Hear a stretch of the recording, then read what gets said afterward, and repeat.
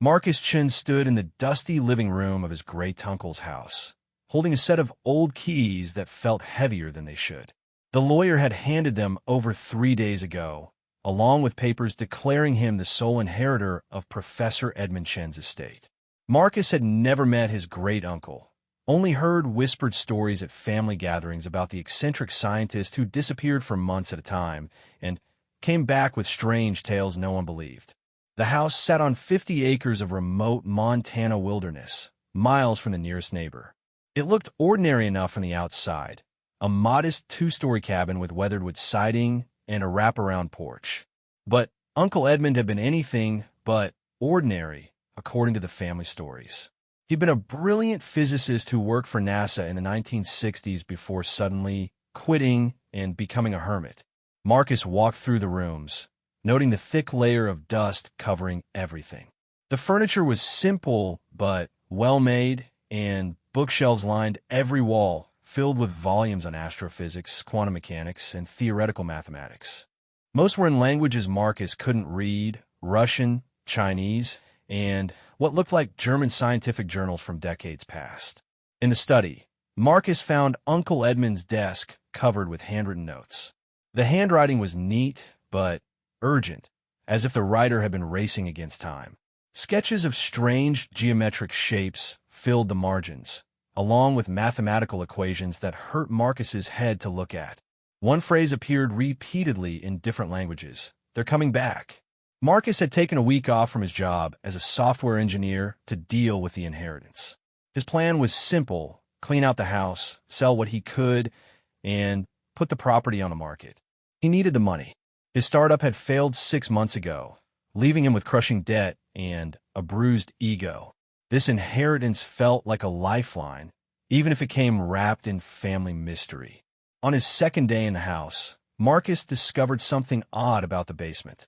According to the house's blueprints, which he'd found in a filing cabinet, the basement should have been a simple rectangular space. But when he measured it, the actual basement was 10 feet shorter than it should be. There was a wall where there shouldn't be one. Marcus ran his hands along the concrete wall, looking for any sign of a hidden door. The surface felt smooth and uniform, but something about it bothered him. He fetched a flashlight and examined every inch. Near the floor, in the corner where the wall met the foundation, he found a small metal plate no bigger than a coin. It looked like stainless steel and felt warm to the touch. When Marcus pressed the plate, nothing happened. He tried pushing in different directions, but it wouldn't budge.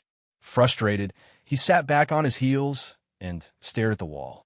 Uncle Edmund had been a genius, and geniuses didn't build random walls for no reason. That night, Marcus dreamed of stars. Not the gentle twinkling stars visible from Earth, but massive burning suns seen from impossible distances. In his dream, he floated through space without his suit, breathing easily as cosmic winds carried him past planets that defied physics. Strange ships moved through the void, their hulls gleaming with metals that shifted color like oil on water. He woke with the taste of copper in his mouth and a song stuck in his head, a melody he'd never heard before but somehow knew by heart. The tune seemed to pulse with mathematical precision, each note following a pattern that felt more like an equation than music. Marcus hummed the melody as he made coffee, and the strange tune seemed to resonate through the house. Upstairs, a grandfather clock that hadn't worked in years suddenly chimed 7 times. In the study, a pen rolled off the desk and hit the floor with a metallic ring. Marcus barely noticed these things, too focused on the haunting beauty of the song in his head. After breakfast, he returned to the basement with renewed determination. He brought tools this time: a hammer, screwdriver, and even a small sledgehammer in case he needed to break through the mystery wall. But as he descended the wooden stairs, humming Uncle Edmund's melody, he heard something that made him freeze. The wall was humming back. The concrete surface vibrated with the same tune Marcus had been humming, as if the building itself recognized the song. The small metal plate in the corner now glowed with a soft blue light, pulsing in rhythm with the melody. Marcus approached slowly, his heart hammering in his chest. When he touched the plate again, it felt different, not just warm, but alive somehow, like touching the skin of some sleeping giant. The humming grew louder, and Marcus realized the sound wasn't coming from the wall at all. It was coming from behind it, from whatever space existed in those missing 10 feet. The plate suddenly sank into the wall with a soft click. A hairline crack appeared in the concrete, running from floor to ceiling in a perfectly straight line. Then, another crack appeared parallel to the first, about 3 feet away. Marcus stepped back as the section of wall between the cracks began to slide downward, disappearing into the floor with barely a whisper of sound. Cool air rushed out of the opening, carrying scents that didn't belong in a Montana basement. Marcus smelled ozone and metal, but also something floral and strange like flowers that grew under alien suns. The opening revealed a corridor that stretched into darkness, its walls made of the same strange metal he'd dreamed about, surfaces that shifted between silver and deep blue as his flashlight beam moved across them. Marcus stood at the threshold for long minutes, torn between curiosity and caution. Uncle Edmund's notes had mentioned their coming back, but who were they? And what had his uncle hidden in this impossible space that shouldn't exist according to the house's foundation? The corridor called to him with the same mathematical precision as the melody still echoing in his head. Each step forward felt like following an equation to its logical conclusion. The walls seemed to pulse with gentle light as he moved deeper into the passage, as if the structure itself was waking up after years of sleep. 20 feet in, the corridor opened into a vast chamber that couldn't possibly fit under his uncle's house. The space was enormous, easily large enough to hold a football field, with a ceiling that disappeared into shadows above. But it wasn't the size that made Marcus's jaw drop. It was the spaceship. The vessel dominated the center of the chamber, resting on support struts that looked like they'd grown from the floor rather than being built. The ship was beautiful in a way that hurt to look at directly, its hull flowing in curves that suggested both incredible speed and organic growth. It was roughly the size of a small airliner, but shaped like no aircraft Marcus had ever seen.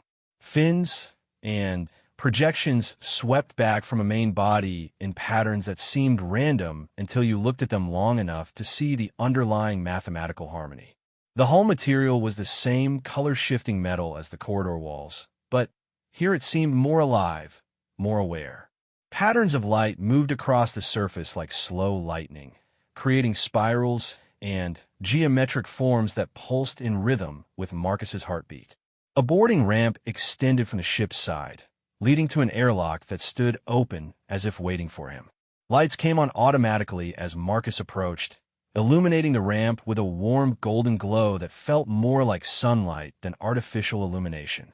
Marcus paused at the bottom of the ramp, overwhelmed by the impossibility of what he was seeing. This wasn't just a spaceship. It was technology beyond anything humanity had achieved. The craftsmanship was flawless, each surface flowing into the next without visible seams or joints. Whatever race had built this ship had mastered engineering techniques that Earth's best scientists could only dream about. But the most shocking thing wasn't the ship's alien beauty. It was the fact that it was here, hidden under a simple Montana cabin, waiting for him to find it. Uncle Edmund had known about this, and had kept it secret for decades. Marcus climbed the ramp slowly, his footsteps echoing in the vast chamber.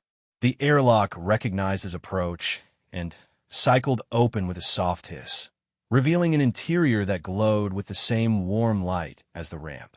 He stepped inside, and the ship seemed to welcome him home. The airlock sealed behind him with barely a sound, and Marcus found himself in a corridor that curved away in both directions. The walls here were covered with panels that looked like they could be controls, but the symbols and displays were unlike anything in human technology. They seemed to shift and change as he looked at them, as if the ship was trying to find a language he could understand. Marcus chose a direction at random and followed the corridor as it curved toward what he hoped was the bridge. The ship felt massive from the inside, far larger than it had appeared from the chamber floor. Rooms branched off from the main corridor, some dark and empty, others filled with incomprehensible equipment that hummed with quiet power. As he walked, Marcus began to notice something strange about his reflection in the polished surfaces. His face looked different somehow, more alert, more intelligent. His eyes seemed brighter, and when he held up his hand, the fingers